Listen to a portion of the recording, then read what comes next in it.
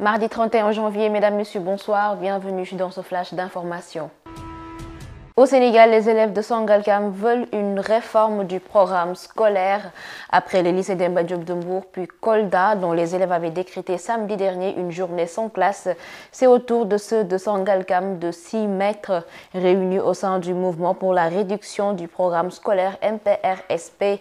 Ils dénoncent la lourdeur de leur programme scolaire jugé obsolète. Ils exigent un retour des programmes scolaires adaptés aux réalités socio-culturelles du pays. Des victimes d'accidents réclament une révision du Code de sécurité sociale.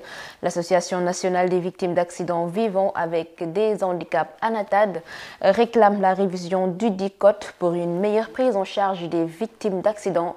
Elle alerte sur les conditions de vie des membres qui souffrent le martyre du fait des conséquences des accidents et sollicite une audience avec le chef de l'État, M. Macky Sall. Dans l'actualité internationale, le pape François en visite dans le continent africain.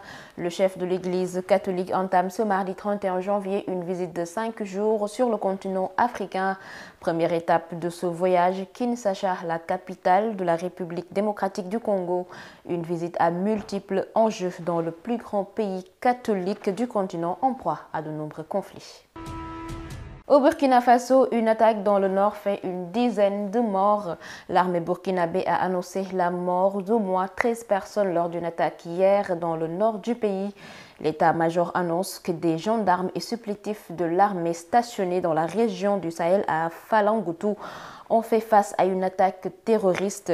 Selon le bilan provisoire de l'état-major, 12 militaires et un civil ont été tués.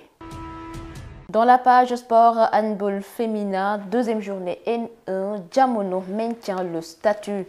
L'équipe a enregistré sa deuxième victoire contre Djadji Sarr lors de la deuxième journée du championnat national féminin de handball au stade Amadou Barry de Guédiawaye. Pourtant vainqueur lors de la première journée de ce championnat, l'équipe Djadji Sarr finira par plier les genoux sur un score de 24-28 pour Djamono. Les matchs de la deuxième journée seront clôturés ce mercredi au stade Amadou Barry où l'équipe de golf fera face à la formation de l'ISEC.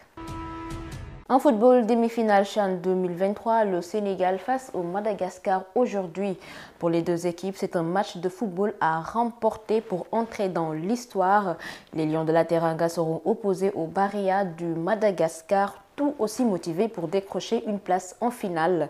Jamais les deux équipes n'avaient disputé une finale de championnat d'Afrique des Nations. Le match se disputera sur la pelouse du stade Nelson Mandela de Baraki en Algérie à 19h. C'est la page sport qui met fin à ce flash d'informations. Merci de l'avoir suivi. Excellente suite de programme sur Women First TV.